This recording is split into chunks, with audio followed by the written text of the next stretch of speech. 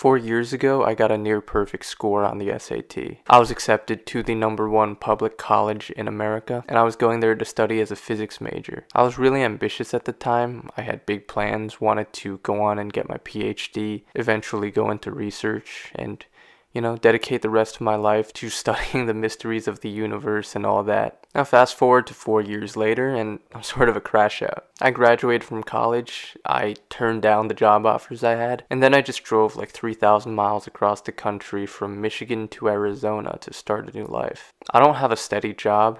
I'm doing a bit of freelance work and making some money off of this channel just to get by. And I'm at a place where I really don't know where my life is going. And I'm fine with that. But how did I even get here?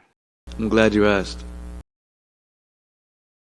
During my sophomore year of college, my mental health got so bad that it made me physically sick. I had all kinds of respiratory infections that just would not go away, and it even ended up developing into some kind of fungal infection that I had to go on antifungal medications for and took a while to get better from. I had tendinitis in almost all of my joints and just chronic aches and fatigues all over my body. It just felt like my whole body was shutting down, and I was genuinely concerned at the time that I wouldn't be able to live another year because I didn't know what was going on, didn't know why all of these weird random illnesses and injuries were just happening to me all at the same time. But this all really started when I decided to study physics in college. And looking back on it now, I realized that I didn't choose to study physics for the right reasons. The real reason why I chose to study physics in college was really because I was insecure. I was insecure in my own intelligence, and I wanted to study physics to try to prove to other people that I was smart.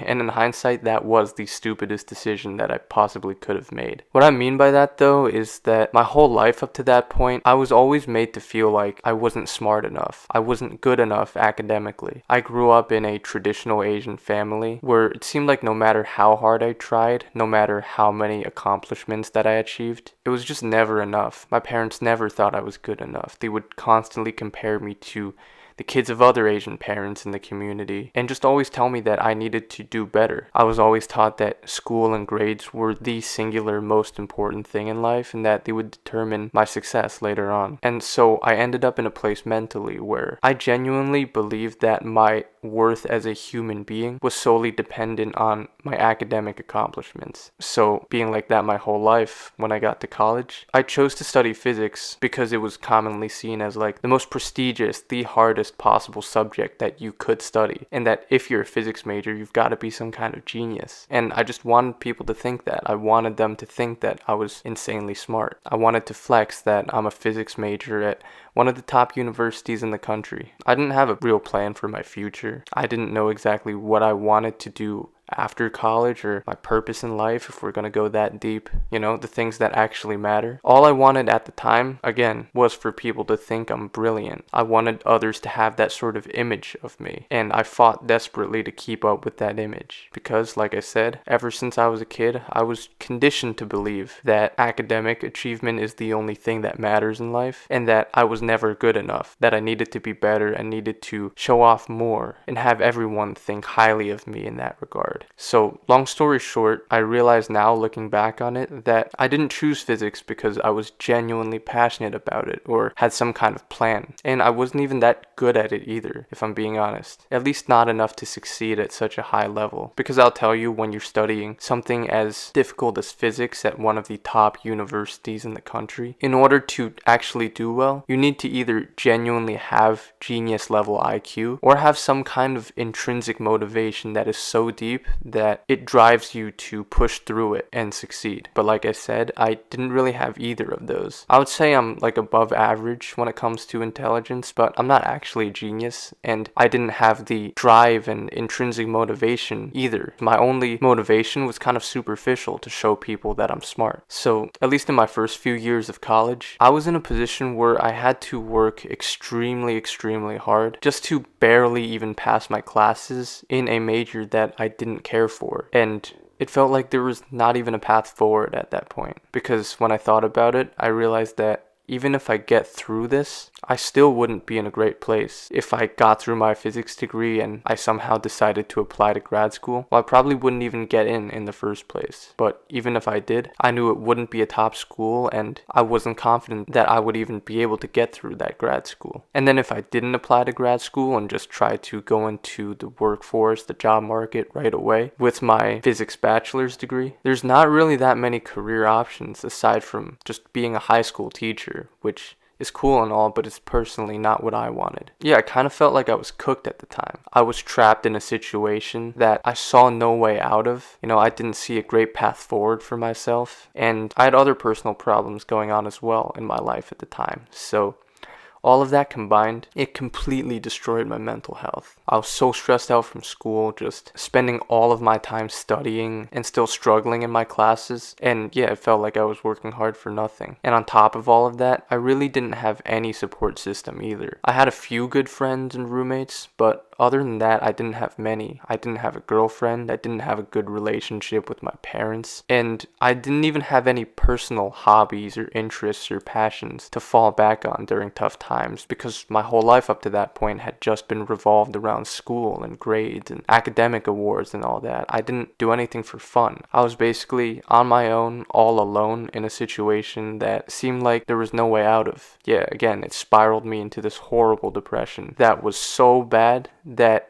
it made me physically sick. For my entire sophomore year of college, let's just put it this way, I was sick for more days than I was not sick. I had a chronic cold, sore throat, blowing my nose all the time, that kind of stuff. It lasted for months on end without going away that entire school year. Like I said before, it eventually led to pretty serious complications that ended up in a fungal infection that I had to take all these medications for. And on top of that, I also just started getting random injuries like tendinitis in my biceps, my triceps, and my hamstrings. Random just aches and pains and just general fatigue all over my body. I even was growing white hairs, and I lost my eyebrows during that time. And it was just miserable, that's all I can say. Words can't even describe how bad it was. And not gonna lie, there were times when I just wanted to end it all. I thought that either my body would completely just shut down on its own, or that maybe it would just be better for me to unalive myself instead of living a life that's full of chronic sickness and pain, both physical and mental. But then something crazy happened, and I'm not even joking, you might think I'm exaggerating or something, but literally on the night when I finished my last exam for Physics 401 that semester, literally that same night, I started feeling better almost immediately. I remember I took that exam. First thing I did was I went back to my apartment. I think I ordered Chili's or something.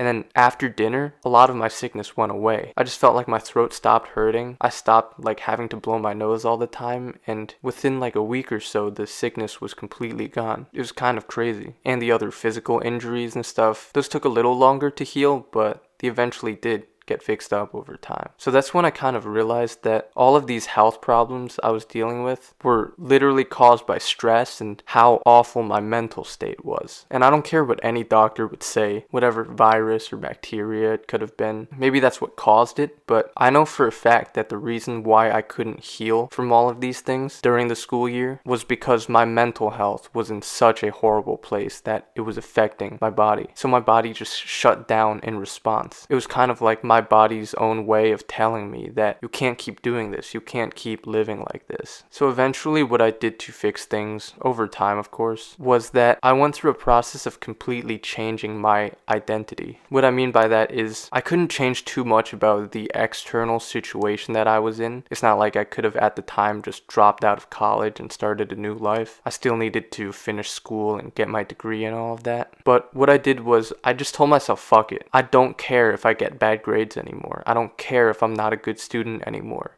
I don't care if I don't live up to the image of being that smart, gifted Asian kid. I'm no longer going to put so much pressure on myself to the point where it's mentally and physically just crippling me and making me want to die. Because, like I said before, for so long I had prioritized school and grades and academic achievements over my life, really, over my physical and mental health. And I finally understood at that point that I needed to do the opposite. I needed to prioritize my physical and mental health over school. Because unlike what I was brainwashed to believe as a kid, school isn't everything. It doesn't make you happy. It doesn't make you a good person. It doesn't give you friends. It doesn't give you great memories. And it doesn't even make you like money or success even if you don't do it correctly and if you don't have other areas of your life in order. So eventually I came to the understanding that my life genuinely has value outside of my academic success. My self-worth should not be tied to school because there's just so much more to life than that. And that's what allowed me to heal a lot over the next 2 years. And after I started caring less about school and more about my actual life, I